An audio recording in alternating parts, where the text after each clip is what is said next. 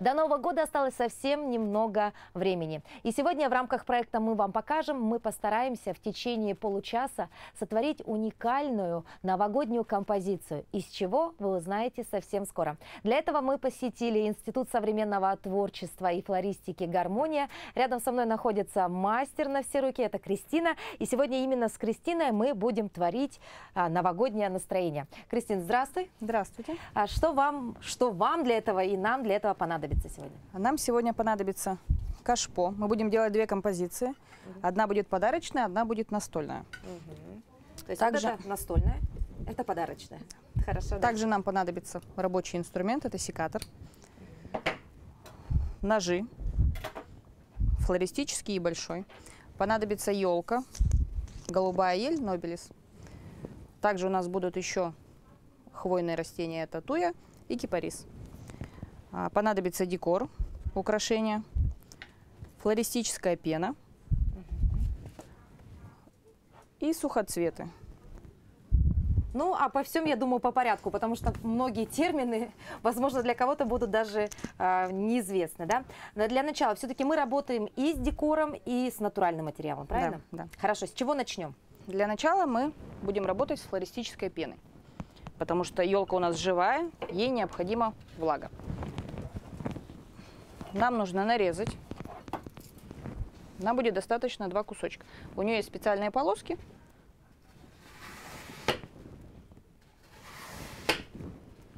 Пену необходимо замочить.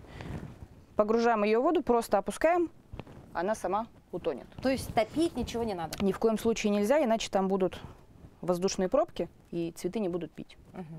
Кристина, опустили мы губку, я вижу, что она наполнилась. Этого достаточно или да. она должна лежать Этого подольше? достаточно. То есть как потемнело все, да? Да. Утонуло, значит, Да. хорошо.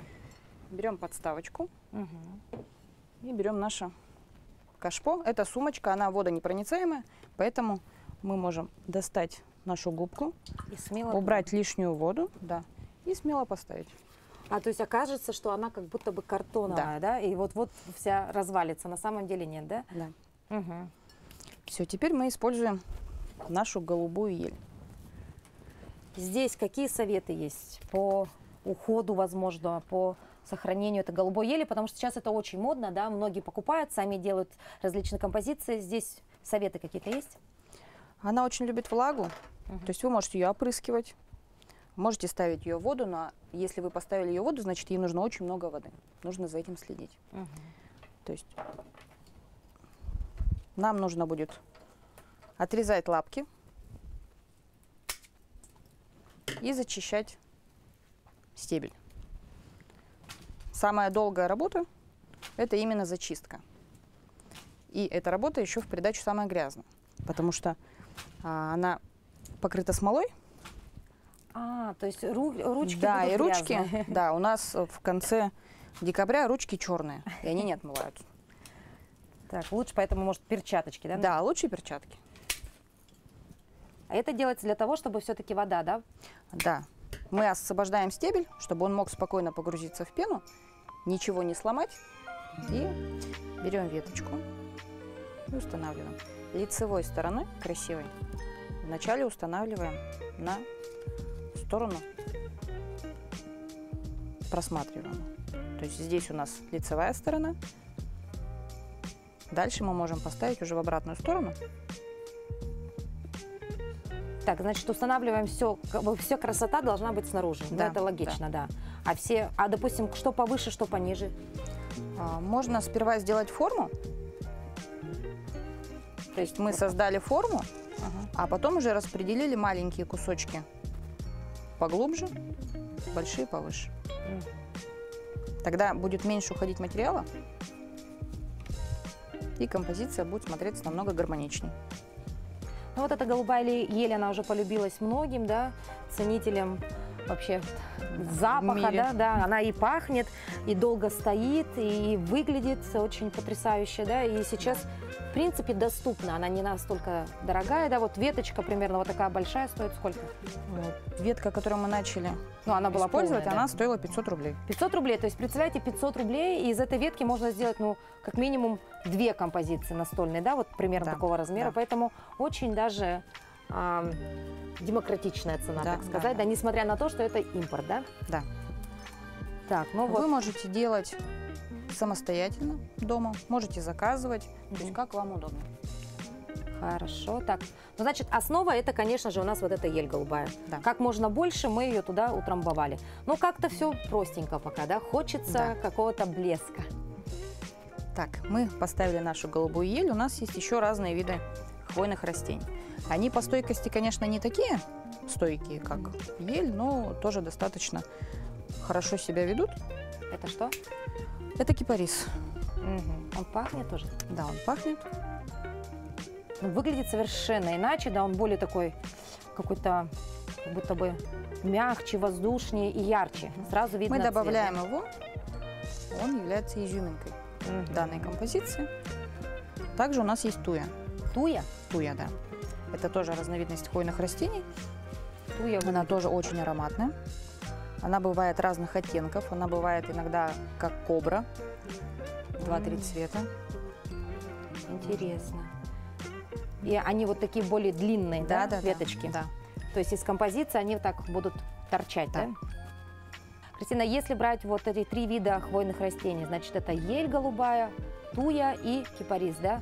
Самый практичный, самый долгостойкий – это Это голубая ель. голубая ель. Да. А самая, не знаю, водолюбивая – Тоже голубая ель. тоже голубая ель, да? Так, и ну, самая яркая, да, это, наверное, Кипарис, да. кипарис, он по цвету ярче, Да, да. а все-таки вот такой более объемный, это вот… Туя придает изящность.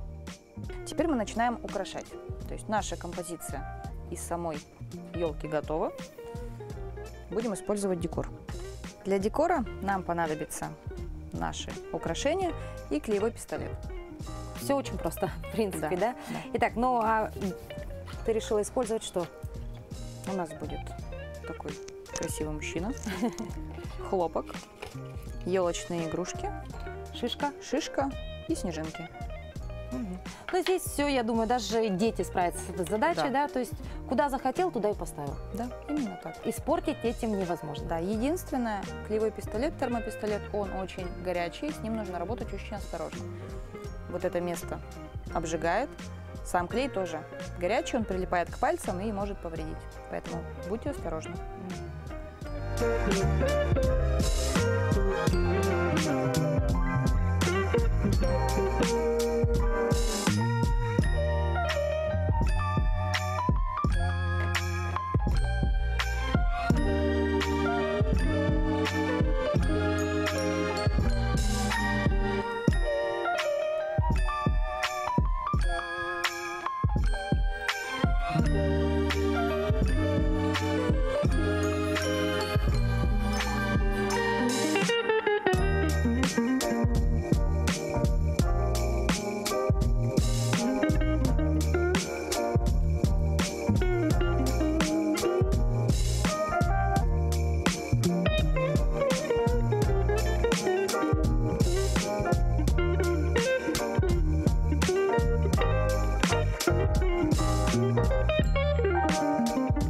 Ну, пока вот посмотрите, буквально 5 минут, и, собственно, композиция готова. Здесь и краски мы видим, красный цвет, он всегда выигрышный, да, золото есть, все как положено. И снежинки, и, значит, солдатики, шарики, и даже шишка есть. То есть все, что нужно на Новый год здесь.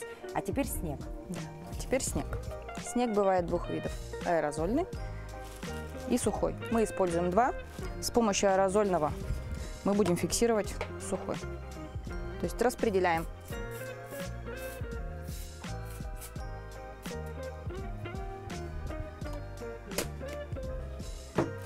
Так, пока я вижу, он такой, как белая жидкость, да, некая? да. И уже сухим мы посыпаем. Мы его используем как клей. Все.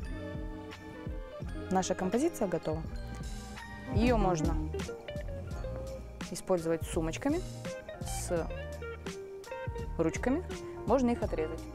Итак, дорогие друзья, обратите внимание, что эта композиция делается очень быстро, да, ну вот моментально. Здесь, в принципе, сложно что-то испортить, по сути, да. А самое главное, подобная новогодняя композиция простоит у вас, ну, как минимум весь январь точно, да. До следующего года она вряд ли доживет? Нет, она доживет до следующего года, если вы не будете ее трогать.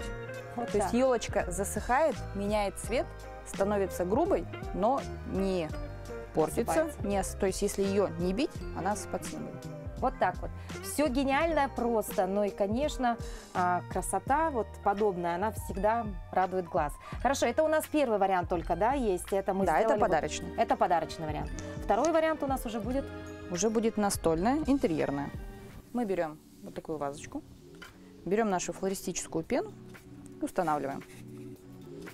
Обрезаем края на флористической пене, чтобы у нас было больше поверхности для установки.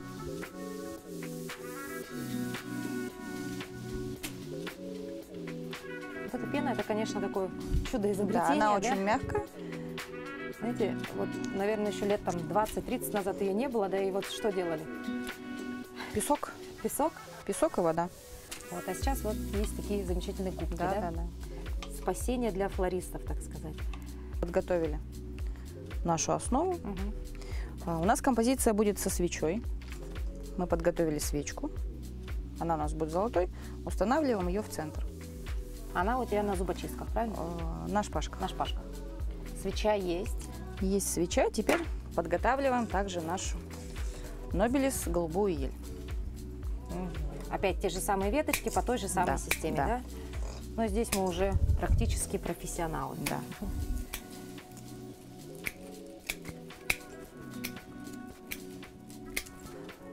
Кристина, а вот по поводу этой губки, вот простоит она несколько дней, да, вот как проверить, нужно ли уже подливать туда воду или нет? То есть визуально она должна цвет поменять, или надо как-то пальцем туда, или что? Нет, нужно изначально подливать воду. Если у вас композиция новогодняя с елью, значит вы доливаете воду каждый день.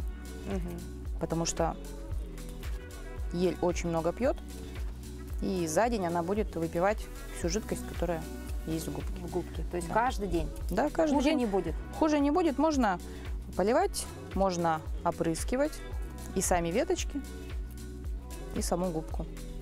Мы заготовили наши елочки. Все, начинаем собирать. Все по той же системе, да? Да, она у нас будет не круглая.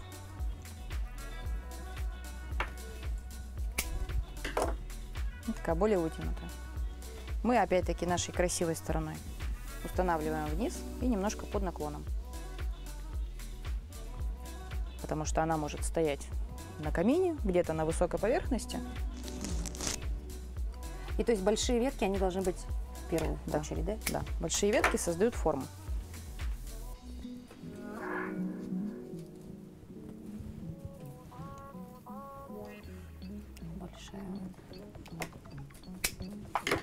Все, следующую ставим уже в противоположном виде.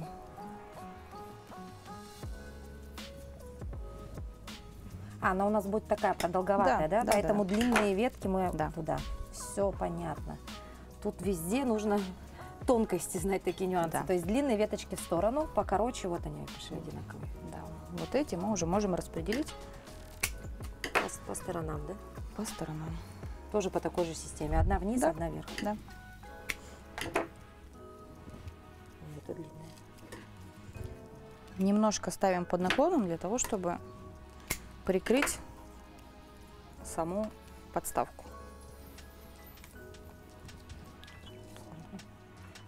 Так, ну и пошли в ход маленький, да, у нас?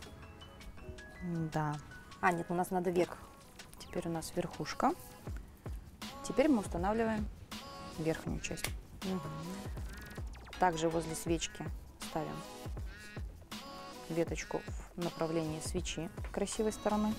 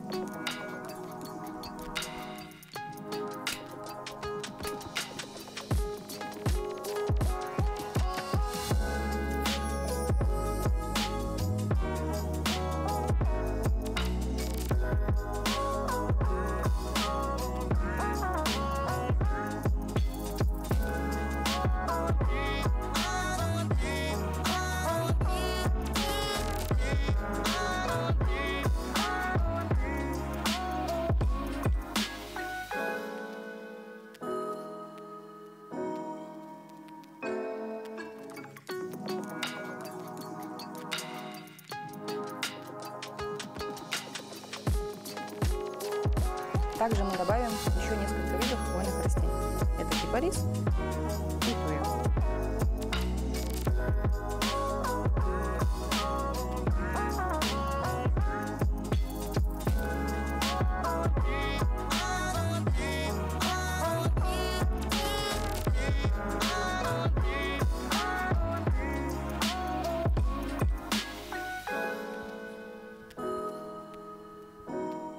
Основная работа завершена. Здесь вот та самая зеленая такая, знаешь, основа готовая. Ну и, конечно, нужно все это украсить нам. Да. Для этого используем все те же шарики. Да? Да, шарики красивого лилового цвета, кремовые, золотые. Также у нас будут сухоцветы и деревянные палочки. Это с нашего якутского дерева. Я по дороге встретила, собрала, покрасила и могу использовать в любую композицию. Следующий год – это год кролика, и я прочла информацию о том, что приветствуются голубые оттенки, синие, фиолетовые. Кстати говоря, сказали, что можно встречать Новый год и вот в тех самых композициях использовать и черный цвет, как бы то ни странно, да? Но категорически нельзя, по-моему, серый сказали, ну, если я не ошибаюсь. Ну, как раз вот, в принципе, у нас наша композиция примерно в этих тонах есть, да? Но вот это, конечно, находка, да, это наше дерево. Прям наш любимый тальник. Да, тальник, просто покрашенный в золото и выглядит уже совершенно по-другому. Да. А это сухоцветный. Это лен. Лен? Да. Это российский лен. Тоже окрашенный, да? Да, окрашенный. Нам его присылает наш поставщик местных цветов российских. Интересные такие палочки, да? Да, они очень необычные и очень красиво смотрятся в букетах и композициях.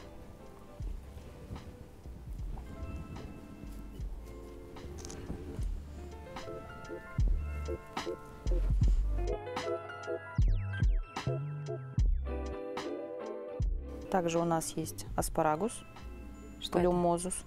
Это импортное растение. Угу. Это обычная зелень, стабилизированная и покрашенная. Угу.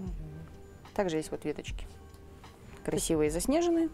Просто простая белая веточка придаст этой композиции такой какой-то, да? Шик, изящество. Да. Добавляем наши елочные игрушки.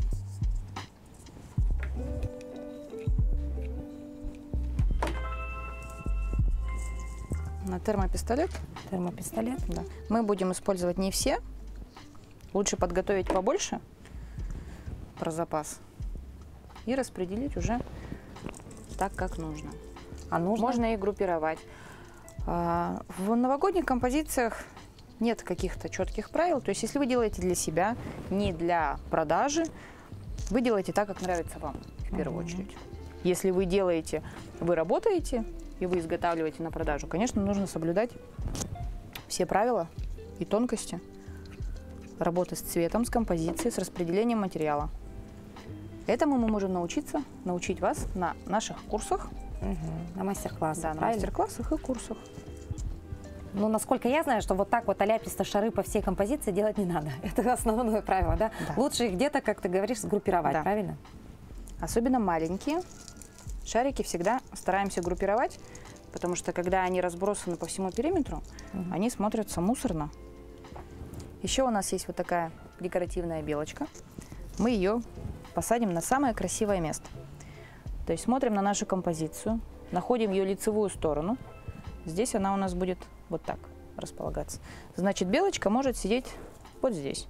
Мне кажется, это прям ее место. Да. Прям как будто для нее Также там даже ее есть, да? приклеиваем. Либо можно использовать шпажку деревянную, вставить ее в ножку белочки и установить. Хозяйка появилась теперь на этой композиции. И финальный этап? Финальный этап – это наш волшебный снег.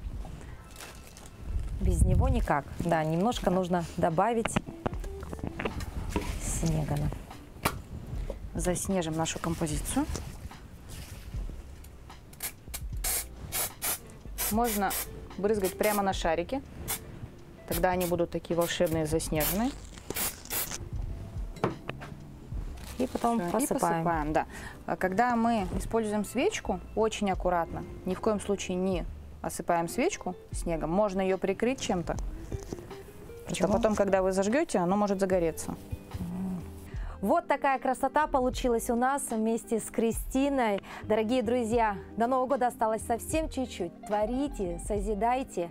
Ну и, конечно, в этом вам всегда поможет Институт современного творчества и флористики «Гармония».